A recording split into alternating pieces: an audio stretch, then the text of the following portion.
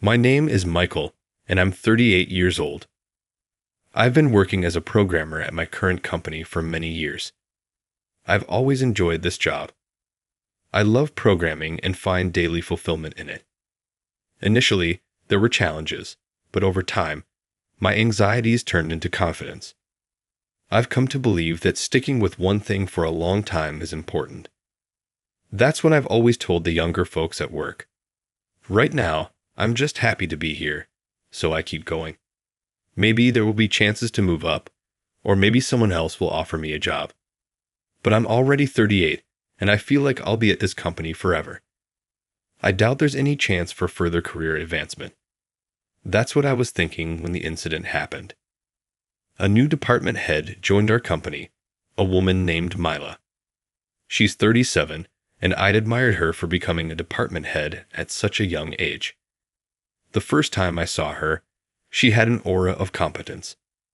However, she was very cold towards people. The first words Mila ever said to me were, "Are you only a middle school grad? Too dumb, aren't you?" She must have noticed that from my resume.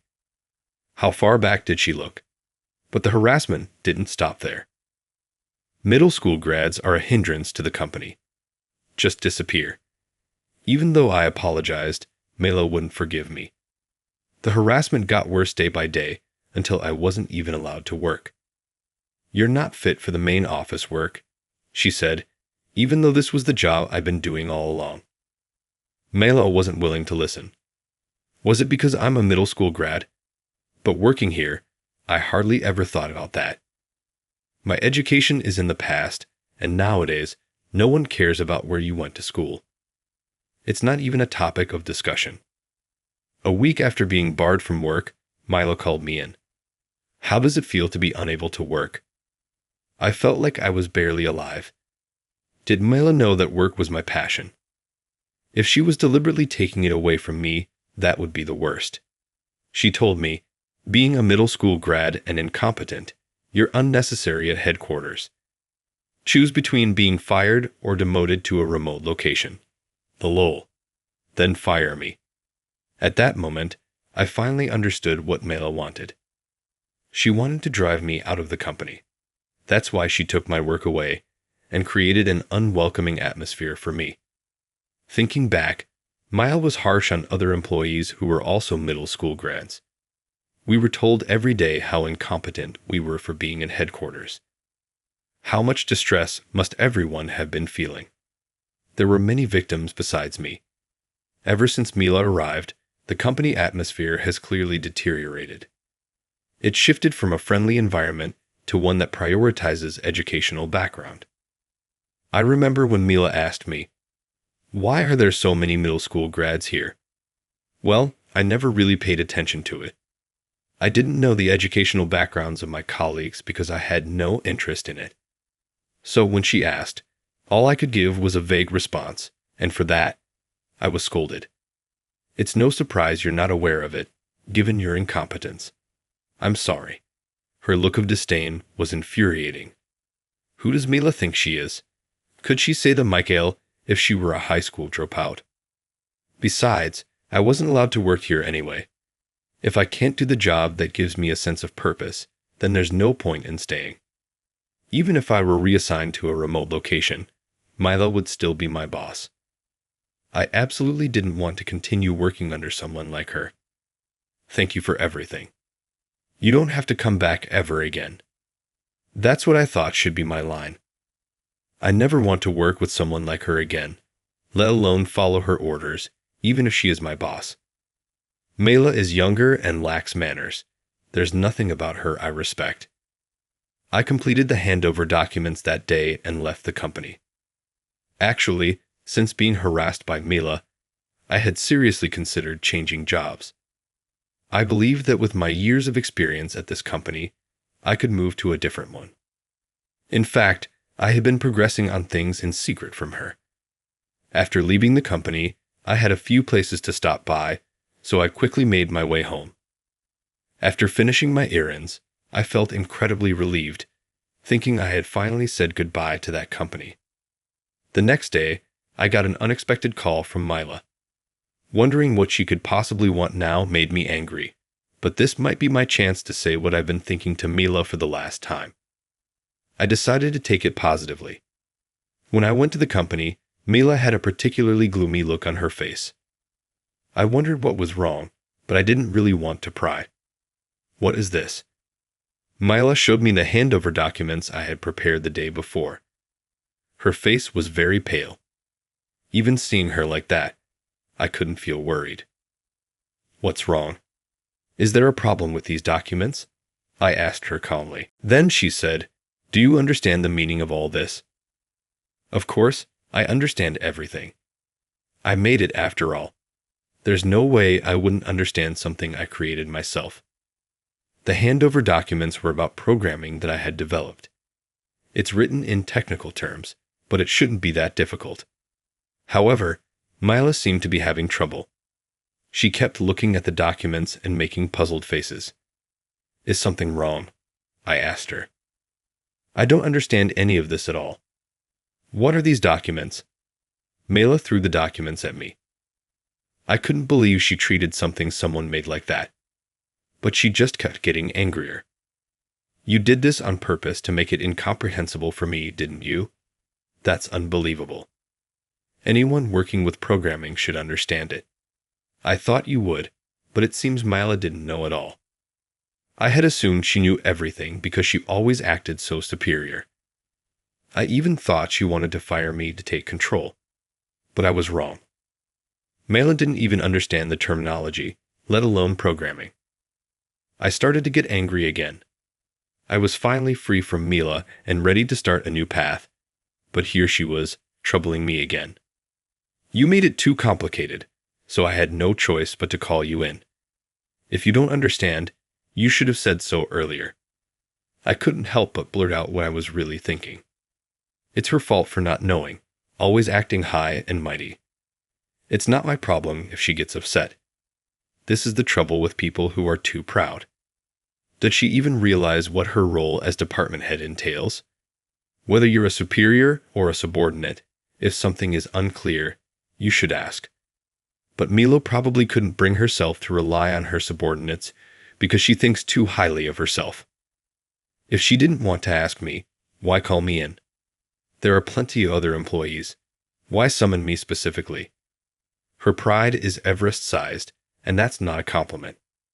She's been harsh on those around her, so it's likely she couldn't bring herself to ask questions, which is why she called me, someone who had already left the company. But there seemed to be another reason too. "Your way of speaking sounds so sarcastic." "It had to be you, no one else," she said. Being relied on by Mila in such situations isn't pleasing. If she was going to rely on me, she should have just asked directly instead of letting me go. "Why did it have to be me?" I asked her calmly. Deep down, I just wanted to leave as soon as possible. I wished she would get to the point without beating around the bush. All the employees said they didn't understand the meaning of these documents. Mila looked desperate. It wasn't just Mila. Even the other employees didn't understand. I was surprised by this fact. No one else but me could take over this work. Mila must have realized how much she usually looked down on her employees. She never noticed their hard work. What she valued most was educational background. She probably never cared about who was doing what kind of work, whether as a department head or even as a person. I lost my temper. "So you called me back to this company because only I can understand it." Mila was hitting the desk, angry, even though this was all due to her usual negligence. Programming can be learned by adults if they put their mind to it. Some things require years of experience, but the basics should be understandable. Mila doesn't try to learn on her own and relies entirely on me. It's astonishing how she looks down on others, but when push comes to shove, she clings to them. Without me, the company's programming would be completely incapacitated. Did Mila even know my role in the company? I started to doubt it. She seemed only interested in herself, so she probably didn't know what I was doing, which is why she so easily took my job away using my education as an excuse. I'm sure the company was greatly inconvenienced during that period, likely suffering significant losses. But Mila didn't notice because she didn't know what my job entailed. I decided to ask her directly. Did you know what I was doing in the company? She immediately shook her head. It was just as I thought. I had no interest in what a middle school grad was doing. That's only natural, isn't it? Her defiance was incredibly infuriating, but I was no longer associated with this company, and dropping a bombshell now might just be fair game. Mila would be floored if she knew this. Suddenly, the situation started to feel amusing. It looked like I wouldn't be leaving the company premises for a while. I found myself enjoying the thought of striking back at Mila. I was in charge of all the company's programming. This was an undeniable fact. With years of experience, I managed the programming for the company. I was trusted by my peers and had many tasks that only I could handle. That's why I found my work fulfilling and wanted to stay with the company for a long time. Mila destroyed all of that. If I'm not needed, I'm the type to back down without any regrets. It's better for everyone if I'm in a place where I'm needed. So, I thought there was no longer any value for me here. I had made peace with that decision, and it hasn't changed. As expected, Maya looked like she was about to collapse when she heard my story. No way? You? You? The sheer volume of her voice took me by surprise, so much so that I was startled. It clearly showed how little attention she'd been paying inside the company. There was a mountain of work that only I could handle, but you didn't notice, did you? Mila nodded firmly. No wonder things went downhill after I joined the team. To think it was all because of you. It's infuriating. Mila always tries to pin the blame on someone else. It's not my fault. It's hers for taking my work away. Would any of this have happened if Mila hadn't become the department head in the first place? So, you didn't realize how crucial my work was to the company. I pressed, cornering her with my words. She yelled back, "You didn't say a word about it." And to think that nobody else knew either. I wondered if she was losing her mind. She probably didn't want to admit she'd done something wrong, especially since she made a mess of things the moment she became department head and caused the company to lose money. I decided to ask around about a few employees who knew a bit about programming, but Mila came out with something outrageous. I thought they were all incompetent dropouts, so I fired them all. I couldn't believe it. I couldn't help but yell at the sheer awfulness of it. But since she's no longer my boss, there's no need to hold back. Besides, I'm older and have much more experience from my previous job. I don't want to be lectured by a department head who knows nothing about the work I do. Why are you yelling all of a sudden? You're one of my incompetent subordinates, aren't you? She snapped, questioning my attitude. But being yelled at by someone like her doesn't scare or bother me anymore. I just want to talk back to an ignorant and incompetent department head. She should fully realize her own disgrace. She's the least suitable person for this company, and she needs to reflect on the foolish things she's done. However, Mila resisted more than I expected. You've been looking down on me all along, haven't you? You did this on purpose because I wasn't aware of your work, didn't you? I shook my head instinctively. There's no benefit in framing someone like Mila. Besides, I thought I was on top of everything at work, so it's Mila who's at fault. But I didn't get a chance to fight back. Your silence must mean it's true, huh? You want to put all the blame on me, she accused. It's not that I'm silent by choice. Mila has been going on a monologue, completely disregarding others. With the way she talks, I don't think anyone can get a word in edgewise. That's probably why the employees she fired couldn't resist and ended up quitting. As someone who was also fired, I couldn't help but feel a lot of sympathy. While I was sighing, Mila came back with more retaliation. You think you're so important, but you're mistaken. Isn't she the one who's mistaken? I've never thought of myself as important, and that's better than her way of thinking. I finally got a chance to talk back, but it seemed like my words didn't reach her ears. Isn't it true that the whole mess started because you never spoke up in the first place? And yet, I'm the one who's been living a nightmare. This person always wants to blame someone else. If you had explained the job from the start, I wouldn't have fired you, she said. I couldn't believe what I was hearing. After all the times I've been belittled, now this. The company's loss is my loss too.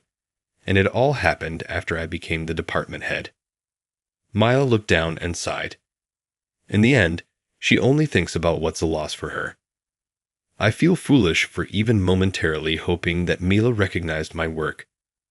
If it had been beneficial for her, I would have been fired and simply bid farewell. Life just doesn't go smoothly, does it? Just my luck to become the department head at this time. Now Mila began to limit her bad luck. Because I became the department head, I had to deal with a middle school grad. This has taken a toll on my mental health. How are you going to take responsibility for this?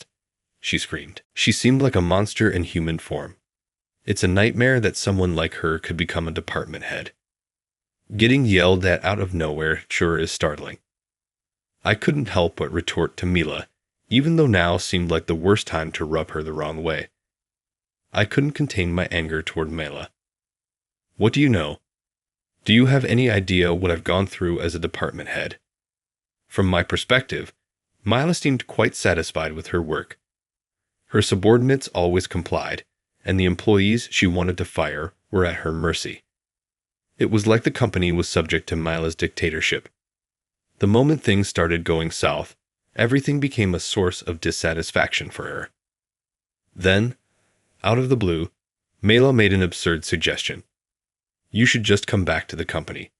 Then everything will work out, right? What? After all the bullying and hurt she caused, now she says I should come back. Who would agree to such a ridiculous proposition? For the first time in a long while, I found myself shouting from the bottom of my heart. My own reaction took me by surprise. If I don't keep myself in check, I might end up just like Mila, a monstrous person. Why are you suddenly screaming? You're giving me a fright, Mila asked, her tone only making me angrier. The one who's lost their mind is you, isn't it? I blurted out. I felt utterly pathetic, but no matter what I said, I had no intention of returning to the company. It was time to speak my mind fully. I'm no longer under Mila's thumb, and I don't care if I'm disliked anymore. Why are you shouting again? Mila's condescension only fueled my resolve. I will never return to the company, no matter what you say. Why not? I'm telling you, it's okay to come back, she said, still patronizing. It's because you're there. Besides, the company doesn't need me anymore. I'm saying I'll let you come back, and you're upset with me. She had no clue what she'd done wrong. You judged employees solely on their educational background and disrupted the harmony within the company. I fired back.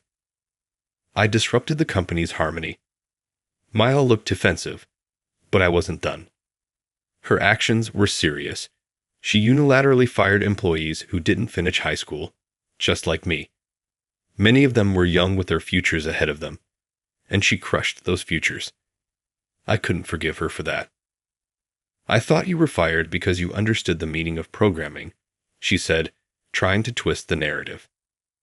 Bringing that up again, I wasn't backing down. I'll even retract calling you just a middle school grad if you come back. But what's said can't be unsaid. Words can't be taken back, nor can the damage they cause. Had you finally understood how I felt? I asked, but I knew the answer. There's no way I could understand that, she said, showing no sign of remorse. It was time for the final blow. I've already secured a job at a major corporation, I announced. At the mention of the company's name, Mila's face went pale. When did you manage to get into such a big company? She stammered. I laughed heartily. Ever since you started harassing me, I've been visiting this corporation several times. They happily hired me after seeing my years of programming experience. I'll be starting there after I leave this company, and they're even willing to wait until then. It's a company at the forefront of programming in Japan, and I'm confident I can advance my career there. I successfully secured a job, so I have no more business here, I stated coldly. How can someone like you, a middle school grad, get a job at such a big company? Mila was furious, insisting it was impossible. Oh, I thought we weren't using the phrase middle school grad anymore. You really are incompetent, aren't you? Incompetent, she repeated. I nodded. You don't try to understand your employees at all, which makes you an incompetent department head. Of course, you're also dragging the company down. I've never encountered such a terrible department head since I started working. You're the first, and hopefully the last. Incompetent, she muttered. Anyway, I said, I will never return. And with that, I left the company. Dealing with Mila any longer would have driven me insane, so I couldn't wait to get out of there as quickly as possible. Later, I heard that Mila ended up managing all the programming alone, but since she never really understood it, the company's management rapidly deteriorated. It seems the employees collectively blamed her, and with her high pride, she couldn't bring herself to apologize. She eventually chose to resign on her own. It was all her doing, so I can't feel bad about what happened to her. Having secured a job at a new company, I'm now living a fulfilling life. The employees are kind, the environment is welcoming, and there are many programming geniuses here, allowing me to strive and improve. I'm once again reassured that joining this company was the right decision, and I wholeheartedly want to continue doing my best here.